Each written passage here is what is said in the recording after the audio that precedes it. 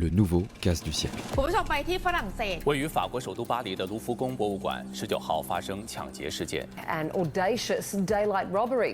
It's appalling. It's slap in the face of museums everywhere. You know, as a normal person, you don't wake up in the morning thinking, I become a burglar. Let's start with the Louvre. These are people, professional thieves. They have done things before. Mesdames et messieurs, après le PQ, après avoir dévalisé les P5, après avoir dévalisé les tongs Lidl, après avoir dévalisé le Nutella. La nouvelle renaissance du Louvre permettra également d'améliorer les infrastructures du palais. Je ne vous dévoilerai pas évidemment ce soir les protocoles de sécurité et de sûreté du musée du Louvre. Je veux montrer que même, tout en enlevant toute street crédibilité, on peut quand même être street crédible. Le braquage s'est déroulé ce dimanche matin en plein jour. Il est 9h30 à Paris. Deux malfaiteurs se font passer pour 10 ouvriers.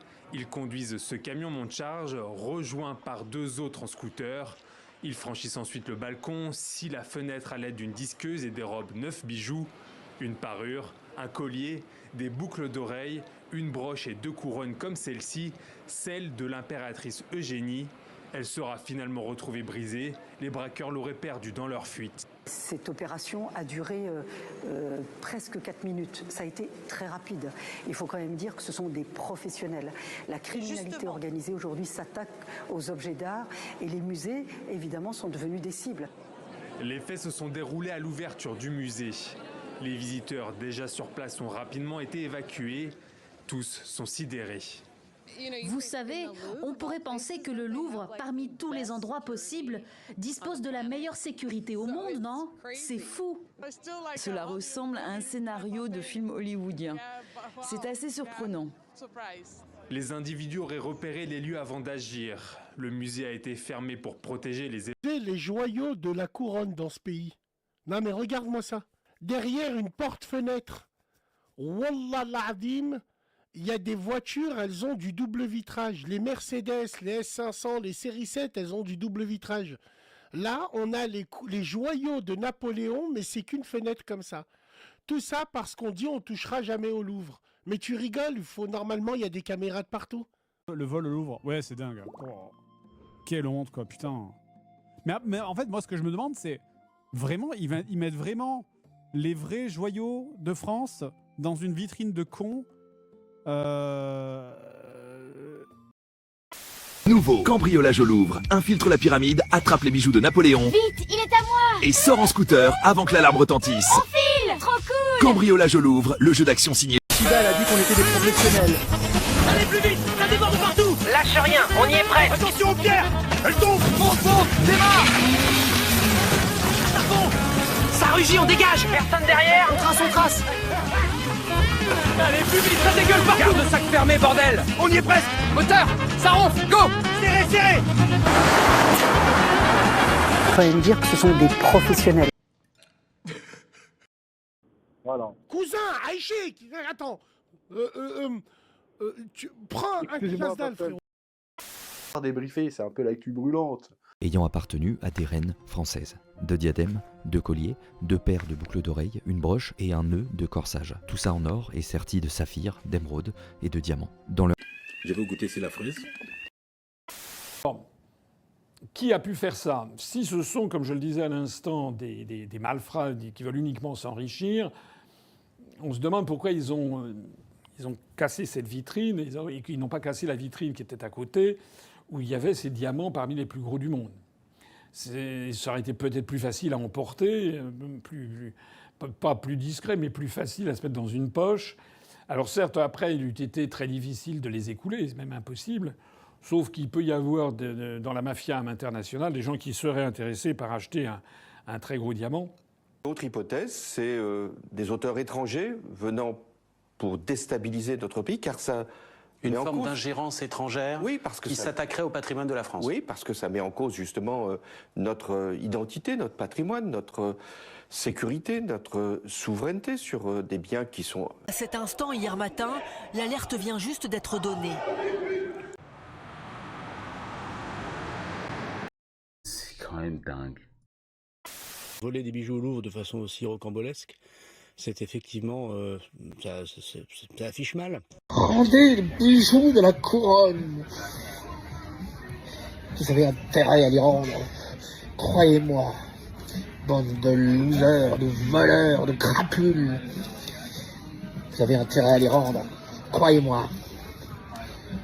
On va venir vous chercher. Bande d'escrocs, traîtres. Il va te faire enculer, sac à merde. Voici 3 hommes habillés tous de noir. Ici, le premier est en train d'attaquer une vitrine, le deuxième ne fait pas grand-chose derrière, et le troisième est en train d'essayer de s'enfuir. Attendez. Mais qui êtes-vous? Je suis Spider-Man, fils de pute. Bandits n'ont rencontré aucune résistance. S'ils ont rencontré aucune résistance, c'est qu'il n'y en avait pas. Les gardes n'étaient pas à leur poste. Fort heureusement, l'incident n'a fait aucune victime. Encore une chance pour vous, parce que là c'était une bande de cake à la petite semaine. Ça a été commandé par des gens. Hein, vous allez là-bas, on est la risée du monde. J'ai jamais vu ça de ma vie. On est la risée du monde. La priorité du président de la République s'agissant de la culture, c'est une augmentation inédite de plus de 20% pour le ministère de la Culture, 27% une augmentation pour le patrimoine. Il a souhaité que ce soit une priorité, préservation, protection du patrimoine, tous les objets du patrimoine y compris. C'est vrai qu'on a sous-estimé pendant trop longtemps la sécurité des objets d'art et des œuvres d'art. On a plutôt privilégié pendant trop longtemps la sécurité des publics.